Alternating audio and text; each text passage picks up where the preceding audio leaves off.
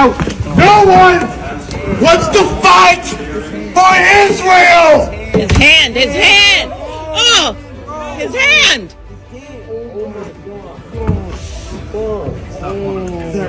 Sir. Let go of your hand. Let go of the door. Let go of the door. The senator broke his hand. A sitting U.S. senator just broke the hand of a Marine. Sir. Control your Senate. We're stuck in the door. Okay, sir. A U.S. senator just broke the hand of a Marine. Get stuck. A U.S. senator just broke the hand of a Marine. You're a coward. Punk. What you say? Senator? Go fuck yourself. That's why you got kicked out, fat ass.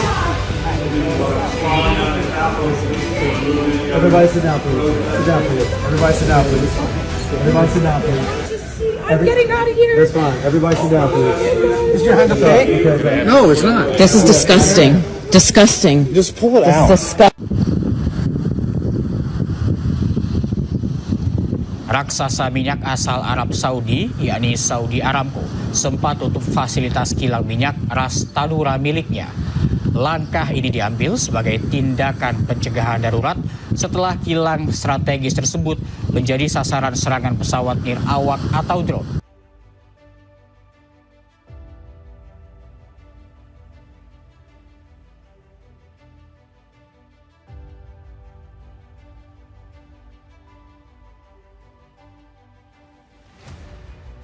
Perang Amerika-Israel melawan Iran telah memasuki babak baru yang lebih mengerikan. Perang bukan hanya melibatkan serangan balasan, melainkan telah sampai ke propaganda. Iran mengklaim bahwa serangan ke kilang minyak terbesar dunia di Arab Saudi, dalangnya adalah Israel. IRGC mengatakan bahwa Israel bekerja sama dengan Amerika Serikat untuk membuat drone tiruan Shahid 136 untuk mengelabui media. Kini Donald Trump dan Benjamin Netanyahu sedang dalam masalah besar. IRGC telah mengetahui keberadaan Benjamin Netanyahu. Akankah IRGC akan melakukan operasi besar penangkapan Netanyahu?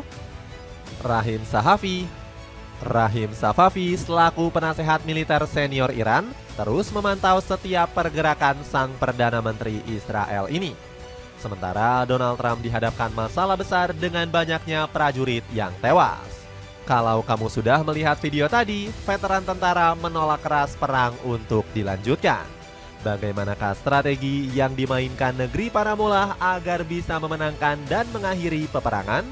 Cetak Gol coba merangkum berhasilnya Iran bongkar propaganda licik Amerika Serikat Israel sebagai berikut.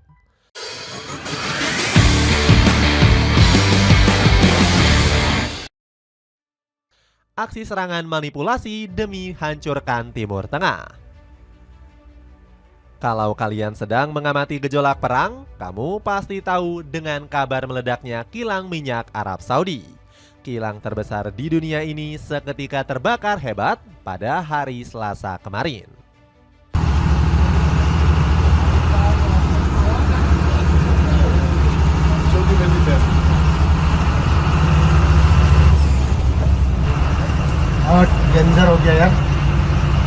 Awalnya banyak media yang memberitakan jika Iran menjadi dalang di balik terbakarnya kilang minyak tersebut.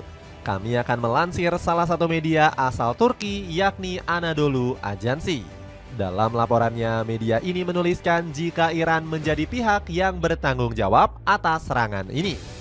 Bukti kuatnya terlihat dari drone Shahid 136 yang diklaim milik Iran. Kami yakin bahwa rudal yang menargetkan Aramco berasal dari utara, bukan Yaman.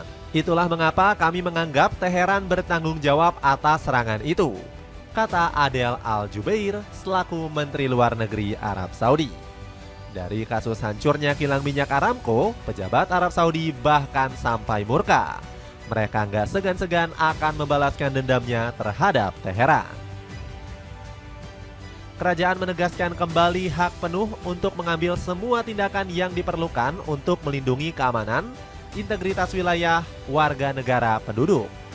Perilaku Iran yang berulang secara mencolok akan mendorong kawasan menuju eskalasi lebih lanjut, kata Menteri Luar Negeri Arab Saudi ini. Ternyata ada satu fakta mengejutkan yang bikin kamu tercengang. Iran mengklaim bahwa serangan ke kilang minyak Aramco disebabkan karena ulah Israel. Pejabat militer Iran murka bukan main dengan propaganda yang dilancarkan Israel. Teheran menuduh jika Israel memainkan strategi operasi false flag. Operasi ini semacam menghasut agar Arab Saudi memberikan reaksi untuk menyerang Iran. Pernyataan ini sudah dikonfirmasi langsung oleh kantor berita Iran yakni Tasnim. Serangan ke Aramco merupakan operasi false flag Israel. Tujuannya adalah untuk mengalihkan negara-negara kawasan dari kejahatan mereka menyerang lokasi-lokasi sipil di Iran, kata pejabat militer Iran. Pejabat militer Iran menegaskan kalau serangan ini bukan berasal dari Teheran.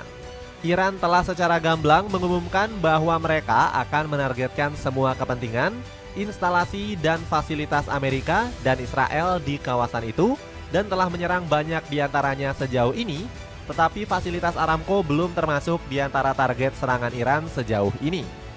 Sebelumnya, Wakil Menteri Luar Negeri Iran Majid Tahrevanchi menegaskan pihaknya sama sekali tidak menargetkan kilang minyak di negara Timur Tengah. Kami tidak bertanggung jawab atas serangan itu. Kami sudah menghubungi Saudi. Kami membahas isu ini dan menyatakan Iran tidak terlibat terhadap serangan di sana, kata Revanchi. Masih belum cukup, Israel melakukan propaganda dengan menyebarkan berita bohong. Benjamin Netanyahu mengatakan kalau Iran telah melanggar aturan perang menyerang warga sipil. This is the third day of the Operation Roaring Lion. The operation the Israeli army and the state of Israel set out to, with our great friends, the United States of America and President Trump, to thwart existential threats to Israel and great threats to America and the entire world. When I stand here in a place that was bombarded by the terrorists in Tehran against innocent civilians, you see the difference. The tyrants of Tehran target civilians. We target the tyrants of Tehran to protect civilians. I've said for many years that they threaten not only Israel and not only America, they chant death to Israel, death to America. That's their ultimate target. But I said that they would also target those in between, that they would target Europe. They did. And if this regime, this terrorist regime of the kind we've never seen in the world, if they get nuclear weapons and the means to deliver them, ballistic missiles, intercontinental ballistic missiles, they will threaten all of humanity. So we set out to protect ourselves, but in so doing, we protect many others. And I want to say special thanks to our great friend and a great leader of the world, Donald Trump, for joining us in this crucial effort to save the world. Jika kalian sudah menonton video tersebut, apa reaksi kalian? Netanyahu seolah tidak sadar bahwa serangan pertama ke Teheran telah menewaskan 200 anak-anak sekolah dasar. Bahkan negeri Zionis juga membombardir sejumlah fasilitas publik seperti rumah sakit. Belum lagi Israel juga sering membunuh jutaan anak-anak Palestina dalam perang Gaza. Dari sini kita paham bahwa Amerika Israel telah memainkan strategi manipulasi. Tujuannya agar dunia memberikan simpati dan menganggap Iran sebagai sosok antagonis. Belum lagi ada satu fakta yang bikin kamu geleng-geleng kepala. Diduga kuat, taktik manipulasi ini sudah disusun serapi mungkin oleh Amerika maupun Israel. Drone kamikaze buatan Paman Sam justru didesain mirip dengan Shahid 136. Tujuannya agar serangan yang menghantam fasilitas publik dituduhkan langsung ke Iran. Begitu kejamnya Amerika Israel yang memainkan taktik licik untuk meraih simpati. Ini bukan sekedar teori konspirasi, melainkan fakta yang sudah banyak diakui kebenarannya. Bahkan hal ini sudah diakui oleh jurnalis dan aktivis yang berada di Kairo, Mesir. Untuk lebih jelasnya, mari kita simak penjelasan dari Muhammad Hussein. Teman-teman, semalaman orang-orang Yahudi di Tel Aviv ini nggak tidur kayaknya karena bombardir. Iran tidak berhenti. Dan ini sudah masuk hari keempat dan ternyata ada satu informasi yang menarik. Amerika dan Israel mulai bermain framing. Jadi kemarin itu ada satu kejadian peristiwa ledakan besar di Ras Tanura yang ada di Saudi Arabia, tepatnya di satu lokasi pengelolaan minyak. Itu besar ledakannya dan buru-buru pihak Amerika langsung membuat banyak berita di media-media mereka bahwa Iran menyerang Ras Tanura atau tempat minyak itu. Namun nggak lama kemudian pihak Iran itu menghubungi Saudi Arabia. Salah satu pejabat tingginya mengatakan bahwa kami tidak bertanggung jawab atas serangan tersebut. Artinya memang ini ada framing yang mereka mulai bermain licik gitu kan, untuk semakin memperburuk hubungan antara Saudi dan Iran. Nah, indikasi lainnya terkait framing ini, kalau kalian cek di YouTube, ada namanya Tucker Carlson. Dia ini seorang jurnalis dan content creator Amerika yang biasa membahas hal seperti ini, geopolitik. Dia juga membocorkan sebuah kabar bahwa Qatar dan Saudi Arabia ini baru saja kemarin ya, saya bicara hari Senin kemarin, baru saja menangkap beberapa mata-mata Mossad Israel yang ada di sekitar kawasan mereka setelah berhasil memergoki mereka ini melakukan tindakan serangan dari dalam wilayah Qatar dan Saudi Arabia. Jadi memang ya, hal seperti ini hal yang biasa dalam dunia intelijen. Mereka melakukan kerusakan di dalam dengan menggunakan sumber daya mereka. Nanti mereka menunjuk musuh sebagai orang yang bertanggung jawab. Nah, artinya apa teman-teman? Artinya memang kita nggak bisa menelan mentah-mentah berita-berita yang berseliweran, meskipun dia dalam tanda kutip ini media mainstream. Harus benar-benar kita menggunakan standarisasi yang objektif secara jurnalistik gitu ya. Nah, yang menarik juga teman-teman, Donald Trump beberapa kali mengatakan bahwa ada petinggi-petinggi Iran yang mulai mengontak dia untuk berdiskusi terkait gencatan senjata. Sementara dari Iran berhasil buat Amerika Israel merugi. Taktik manipulasi yang dimainkan Amerika Israel menjadi blunder yang besar. Iran semakin menunjukkan kemarahan tak terkendali yang bisa membuat kerugian besar untuk kedua negara. Alutsista Paman Sam yang katanya mahal hancur lebur akibat serangan agresif dari Iran. Pesawat F-15 berhasil ditembak jatuh di langit Kuwait pada hari Selasa lalu. Angkatan bersenjata Iran mengklaim bahwa pesawat tersebut ditembak jatuh oleh pasukan IRGC. Ini jadi kali pertama negeri Paramulah berhasil menjatuhkan pesawat AS dalam 27 tahun. Namun ada juga yang menyebut pesawat F-15 AS ditembak jatuh karena salah sasaran. Bahkan seorang pilot yang gugur diselamatkan oleh warga sekitar Kuwait. Namun apapun alasannya, pesawat F-15 merupakan salah satu pesawat tempur termahal. Untuk harga per unit saja dibutuhkan biaya $80 juta atau 1,22 triliun rupiah. Itu baru dihitung total kehancuran pesawat, belum pengeluaran perang. Untuk satu hari perang, Amerika Serikat menghabiskan dana $779 juta atau 13,1 triliun rupiah. Ini setara biaya program makan bergizi gratis yang dikeluarkan pemerintah Indonesia selama 13 hari. Nggak cukup sampai di situ saja, Iran juga mampu menghancurkan radar militer AS. Garda Revolusi Iran mengklaim mampu menghancurkan sistem radar peringatan dini Amerika di Qatar. Radar INFPS 132 itu bahkan menjadi radar terbesar yang berada di kawasan Teluk. Radar FP-132 Amerika yang ditempatkan di Qatar dilengkapi dengan kemampuan khusus untuk melacak rudal balistik dengan jangkauan 5.000 km telah hancur total, kata IRGC. Drone canggih MQ-9 milik Amerika juga hancur lebur dihantam sistem kendali Iran. Insiden ini terjadi di wilayah selatan. IRGC menganggap drone MQ-9 Paman Sam telah mengancam kawasannya. Kantor CIA yang berada di Arab Saudi juga nggak luput dari sasaran kemarahan Iran. 6 tentara Amerika dilaporkan tewas dalam serangan tersebut. Kalau di total ada lebih dari 560 tentara Paman Sam yang harus gugur di medan tempur. Trump bahkan tidak peduli dengan banyaknya personel Paman Sam yang tewas. Gak hanya Amerika, Israel juga mengalami kerugian yang besar. Baru-baru ini, Iran berhasil melumpuhkan produksi migas milik Israel. Akibatnya, produksi gas alam cair ataupun produksi minyak untuk sementara waktu dihentikan. Israel tentunya mengalami kerugian yang cukup besar, diperkirakan mencapai miliaran dolar. Kalau kita total-total, Amerika Serikat tentu tidak sanggup meladeni perang panjang melawan Iran. Pihak Pentagon sendiri sudah memperingatkan bahwa Amerika Serikat sudah nggak sanggup lagi meladeni perang. Informasi ini bocor oleh salah satu orang dalam Pentagon yang dipublikasikan ke sejumlah media Amerika Serikat. Pentagon khawatir terkait daya tahan persenjataan Washington yang mulai menipis. Pihaknya memprediksi bahwa Amerika Serikat hanya akan sanggup meladeni perang tidak kurang dari 10 hari. Pengen jogging tapi pengen tampil casual? Cobain sepatu lari dari Lido yang kini turun harga. Cek linknya di bawah ini. Trump dan Netanyahu dalam masalah besar.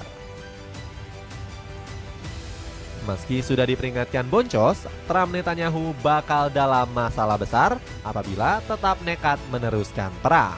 Sebab dendam Iran diprediksi bakal terus memuncak dan sulit diredam. Negeri para mullah bisa saja tidak menargetkan serangan, melainkan melancarkan satu operasi penangkapan Benyamin Netanyahu. Perdana Menteri Israel ini tengah diincar oleh militer Iran. Bahkan Rahim Safavi sudah mengklaim telah mengetahui keberadaan Netanyahu. Pihaknya saat ini terus memantau pergerakan sang Perdana Menteri.